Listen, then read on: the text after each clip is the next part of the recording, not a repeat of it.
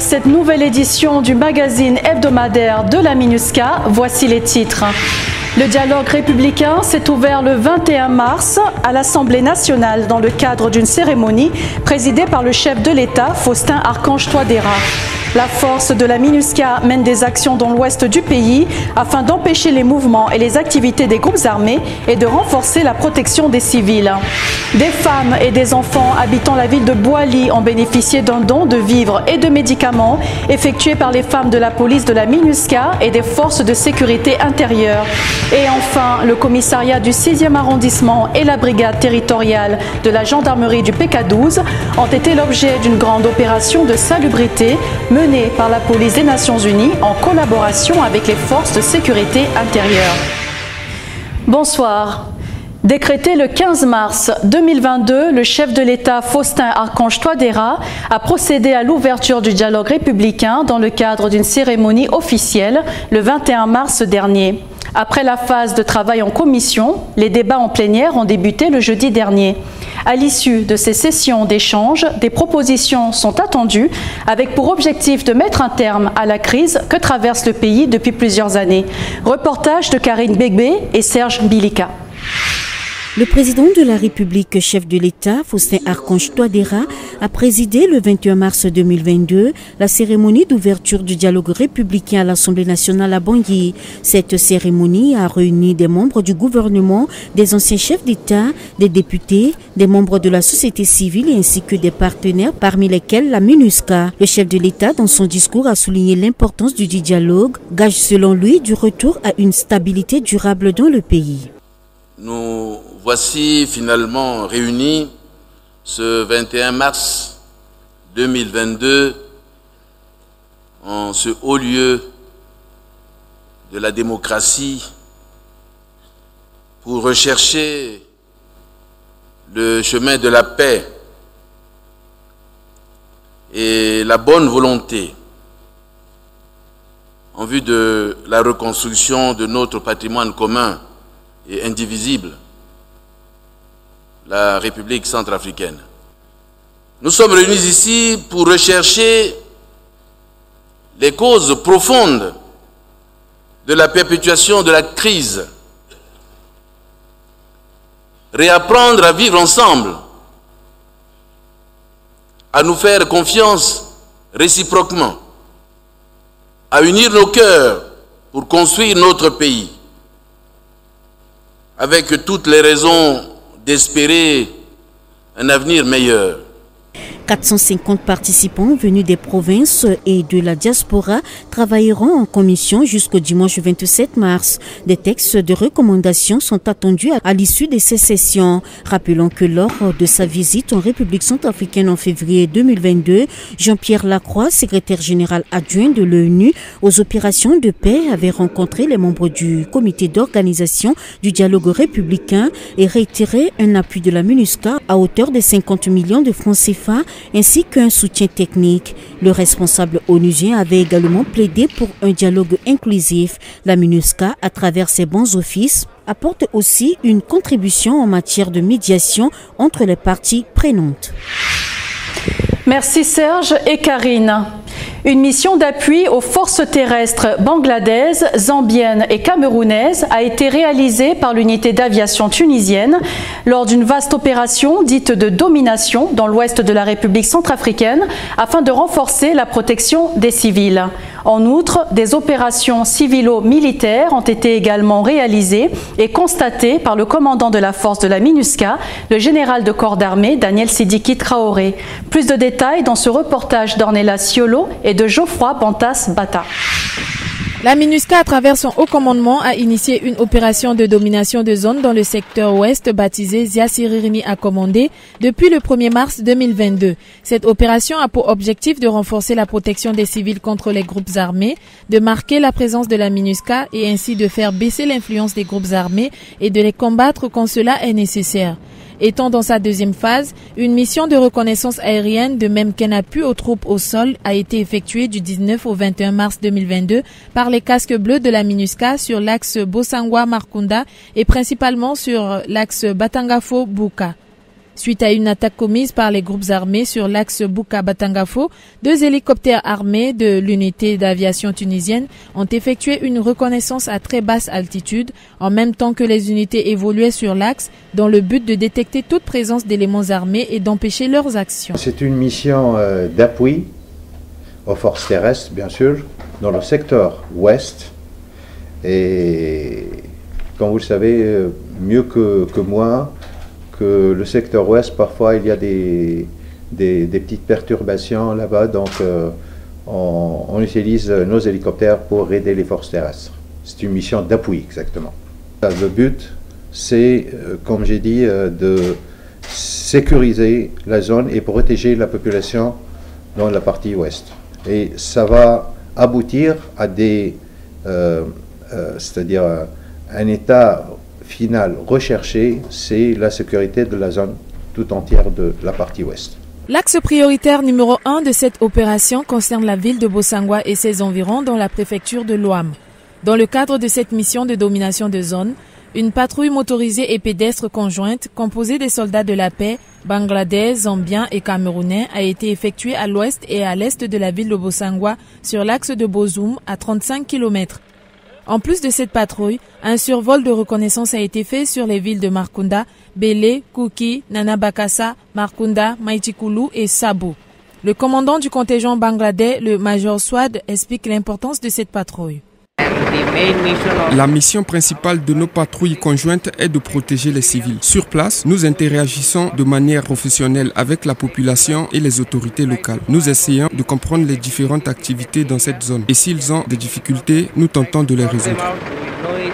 Dans le cadre de la mise en œuvre du mandat de la MINUSCA, dans la résolution 2605 du 15 novembre 2021 concernant la protection des populations civiles, les troupes de la force effectuent des patrouilles robustes, motorisés et pédestres dans les villages environnants de la ville de Bossangoa afin de réduire la présence des groupes armés dans la localité.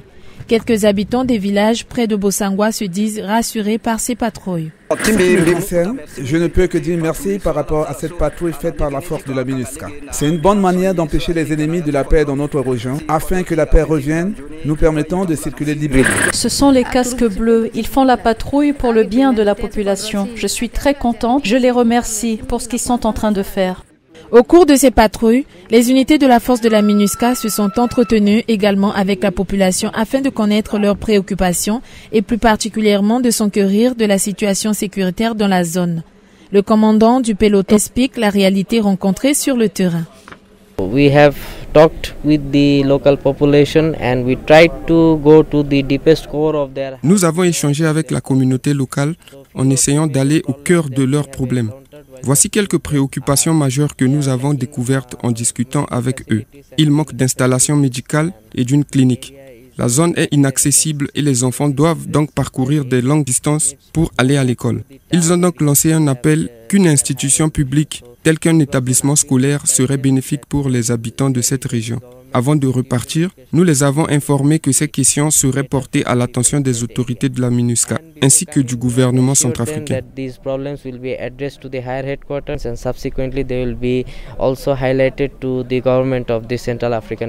Rappelons que cette opération de domination de zone dénommée Ziasirirni à Komondé a débuté le 1er mars 2022. Elle couvrira tout le secteur ouest et se poursuivra jusqu'à la fin du mois d'avril prochain. Merci Ornella et Geoffroy. Le personnel féminin de la police des Nations Unies et des forces de sécurité intérieure se sont rendus dans la ville de Bouali afin d'effectuer un don de vivres et de médicaments pour soutenir les personnes vulnérables vivant dans cette localité. La remise s'est déroulée en présence des autorités locales et des représentants de la police de la MINUSCA. Femmes et enfants étaient les principaux bénéficiaires. Désiré Yangou et Fred Yapende nous en disent plus. Je suis heureuse de recevoir ces dons de la MINUSCA car depuis l'avènement de la crise, personne ne nous est venu en aide. Dieudonné fait partie du groupe de femmes et d'enfants en situation de handicap dans la ville de Bouali, située à 53 km de Bangui, qui ont bénéficié de produits pharmaceutiques et alimentaires le 19 mars dernier. Un don des femmes de la composante police de la MINUSCA en association avec leurs consoeurs des forces de sécurité intérieure. Étaient présents à cette cérémonie de remise le chef de la composante police de la MINUSCA, le commissaire de police Christophe Bizimungu, le maire de la ville de Boali, Pierre Poutou, et la conseillère genre de la composante police de la MINUSCA, Lou Clarisse Félicité Tra. Dans le cadre de la commémoration de la Journée internationale de la femme édition 2022. Et pour préciser, c'est la composante police, à travers sa hiérarchie et les femmes de cette composante qui ont vraiment eu l'idée de faire asseoir cette activité et ont contribué à la réussite de cette activité. Les kits sont constitués entre autres de pain, de produits pharmaceutiques, de vivres, des morceaux de savon au profit de 50 femmes et enfants. Je remercie la MINUSCA pour ces produits. Nous désirons que ces aides soient pérennes et il faut qu'on nous crée aussi des ONG, des salles de couture et d'informatique. Comme ça, nous les personnes en situation de handicap serons beaucoup plus à l'aise. Cette remise s'inscrit aussi dans le cadre de la Journée internationale des droits des femmes célébrée le 8 mars de chaque année. À noter que ce déplacement dans la ville de Boali a été précédé par des activités de reboisement et de nettoyage dans le commissariat du 6e arrondissement et à la brigade territoriale du PK12, des opérations menées par le personnel féminin de la police de la MINUSCA. Reportage de Constantin Goutendi et de Serge Koswaté. Dans le cadre de la commémoration de la Journée internationale des droits des femmes, la police des Nations Unies, en colocation avec les forces de sécurité intérieure centrafricaines, a organisé le 11 mars 2022 des activités de salubrité dans les locaux du commissariat du 6e arrondissement de Bangui et de la brigade territoriale de gendarmerie de PK12. Nous avons choisi cette activité parce que l'ONU exige pour nous un cadre de travail sain et la mise en terre des arbres est symbolique pour amener toutes les femmes à prendre conscience de leur rôle dans la lutte contre les réchauffements climatiques. Cette activité vise à assainir le cadre de vie et de travail des forces de sécurité intérieure et de la police des Nations Unies et à renforcer leurs liens de collaboration. C'est une bonne initiative qui a été lancée. Aussi, non seulement ça permet au niveau de l'environnement de donner l'exemple à la population de suivre comment est-ce que nous devons rester dans notre environnement en fait. La Journée internationale des femmes 2022 a été célébrée sous le thème « L'égalité aujourd'hui pour un avenir durable » fait écho aux enjeux climatiques. Des activités de lutte contre l'insalubrité et de reboisement seront aussi organisées dans les autres arrondissements de Bangui ainsi que dans les régions afin de protéger l'environnement contre le réchauffement climatique. Nous entamons la deuxième partie de cette édition par une interview de Bessan Vikou, chef du bureau de la MINUSCA dans la ville de Birao, frontalière au Tchad et au Soudan. Il nous parlera de la particularité de la préfecture de la Vakaga, des groupes armés et des efforts qui sont faits pour maintenir la paix et la cohésion sociale. Une interview qui sera menée par notre collègue Billy Aminou Alaou. Mais avant, nous marquons une courte pause. À tout de suite. Lavez-vous les mains avant de mettre votre masque. Placez le masque sur le nez et la bouche à l'aide d'une main. À l'aide de l'autre main, fixez-le derrière vos oreilles avec les élastiques ou les ficelles. Ajustez votre masque sur votre nez. Ajustez-le également sous votre menton. Lavez-vous les mains après avoir mis votre masque. Changez le masque s'il est humide, souillé ou endommagé.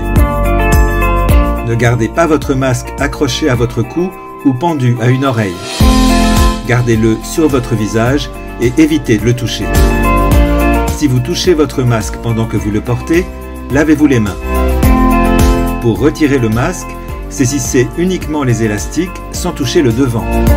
Repliez les parties extérieures du masque l'une sur l'autre. Déposez le masque usagé dans un sac propre.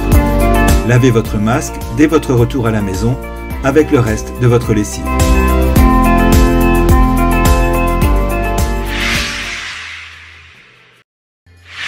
Vous êtes sur le magazine hebdomadaire de la MINUSCA. Sans tarder, nous retrouvons Billy Aminou Alaou et Bessan Vikou, chef du bureau de la MINUSCA dans la ville de Birao. Monsieur Bessan Vikou, bonjour. Bonjour. Vous êtes le chef du bureau de la MINUSCA à Birao, chef-lieu de la Vakaga. Birao, parlons-nous un peu de cette ville et de ce qui fait sa particularité. Birao.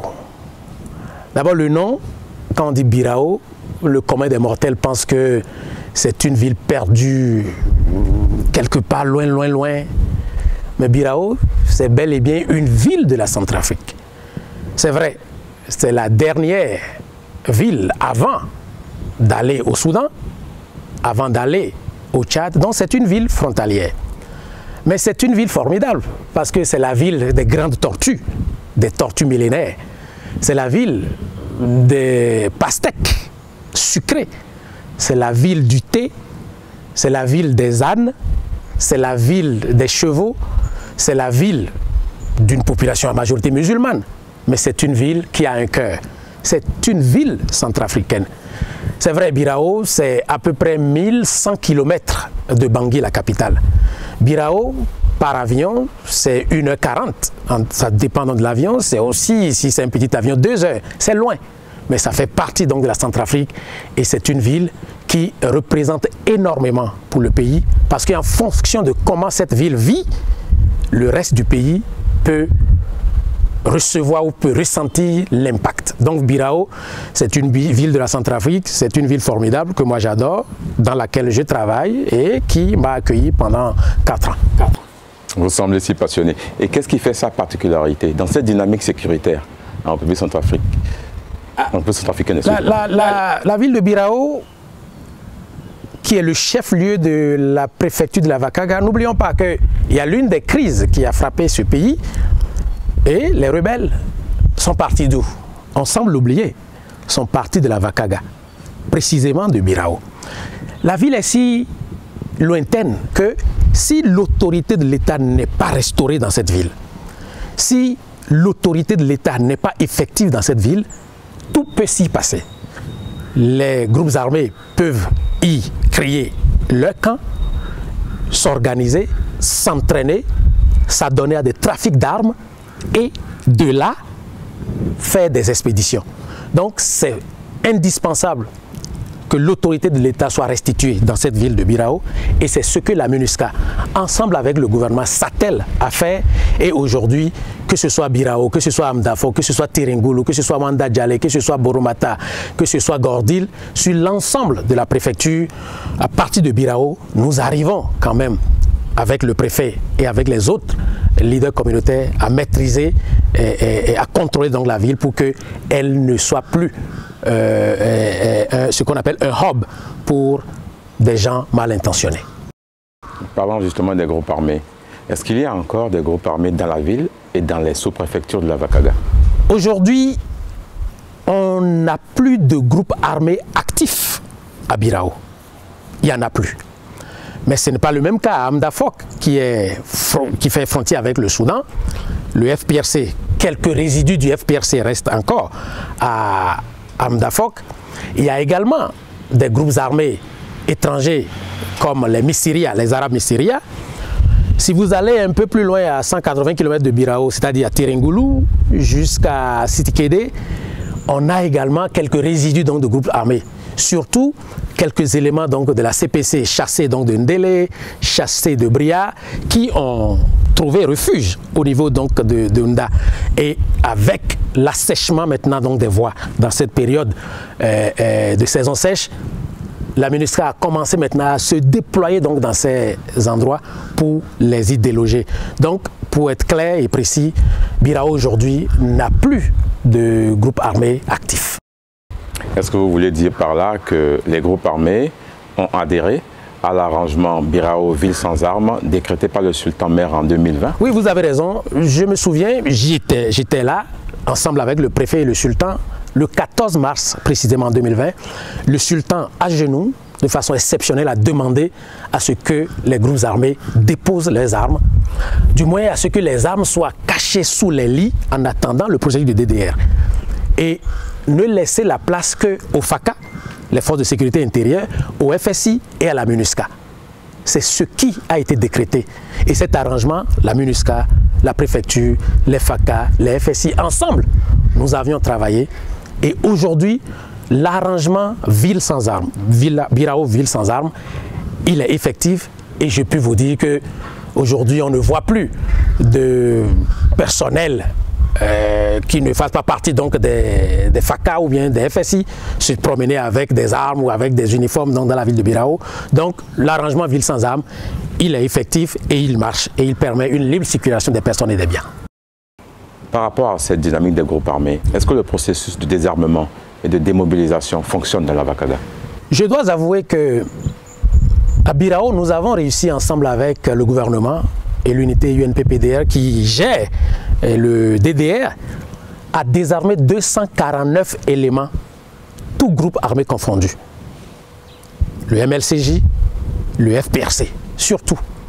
Et ces 249 ont déposé leurs armes et ont bénéficié des autres accompagnements que le gouvernement a mis en place ensemble avec la MINUSCA.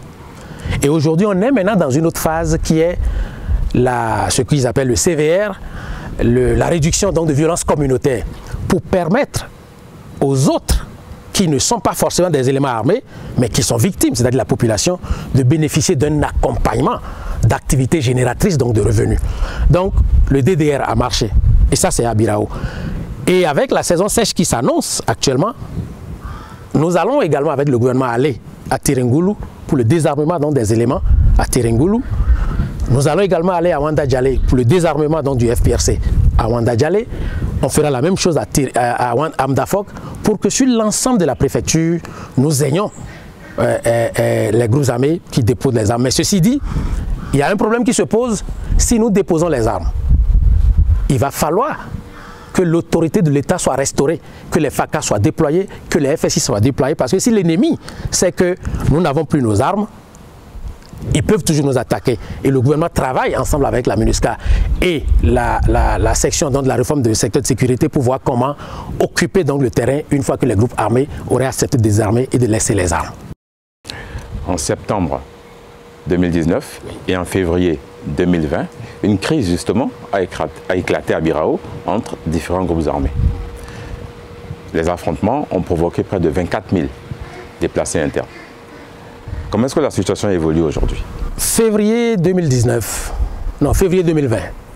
Et avant ça, septembre 2019, vous avez raison, il y a eu une crise ethnique entre Kara, Runga, Sara, Goula, le tout mélangé entre différents groupes armés, MLCJ, FPRC.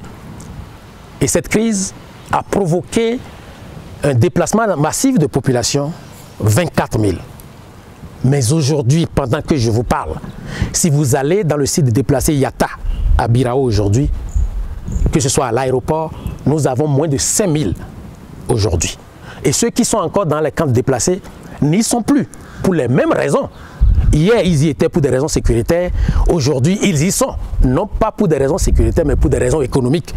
Parce qu'il y a aujourd'hui une libre circulation des personnes et des biens. Et ça, on le doit à un effort concerté entre la MINUSCA, les acteurs humanitaires, le préfet, les sous-préfets, le sultan, les leaders communautaires, les jeunes, les femmes qui ont travaillé à un retour progressif donc de la paix. Les FACA, les FSI, chacun y travaille.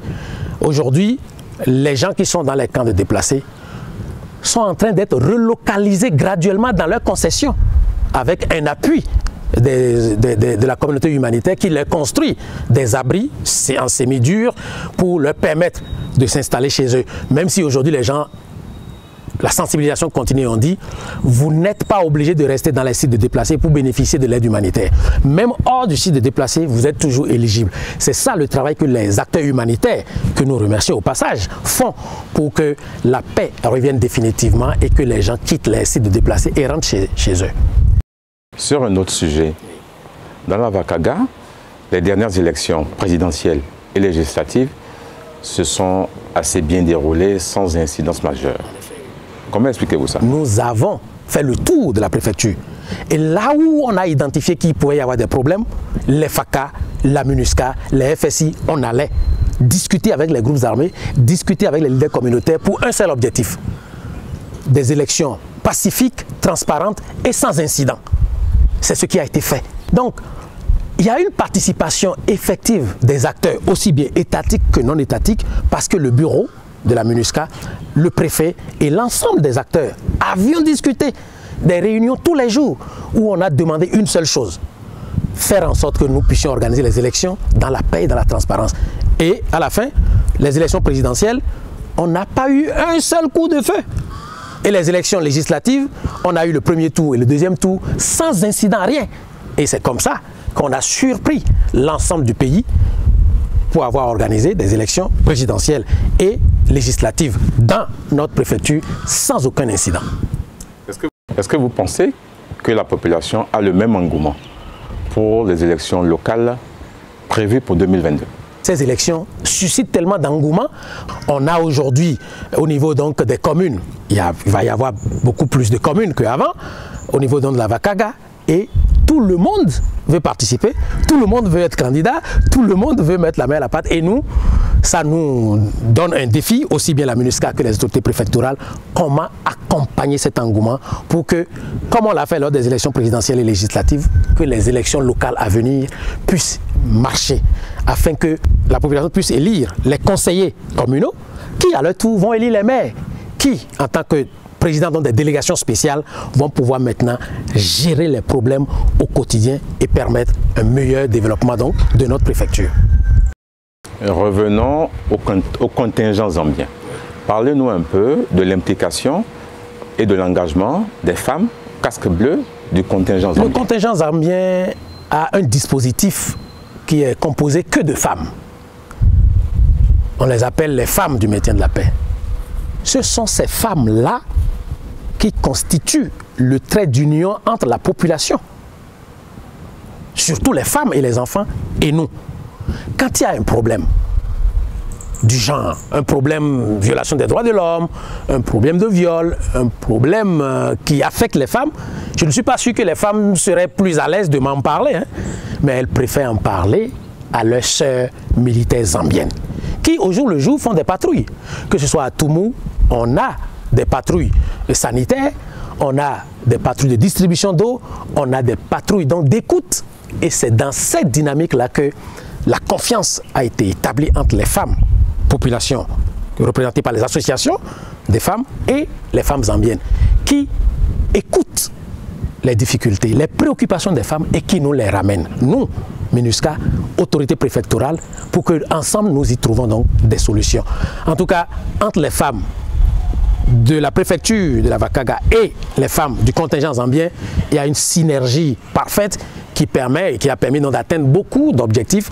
Et c'est le moment donc de dire merci à toutes ces femmes qui continuent donc de travailler à ce que et les enfants et les ménages puissent rester debout et continuer à espérer. Monsieur Besson Vikou, je vous remercie. C'est nous qui vous remercions. Et je rappelle que vous êtes le chef du bureau de la MINUSCA. Merci beaucoup. Merci Besson Vikou, merci Billy Aminou Alao. Cette édition est à présent terminée.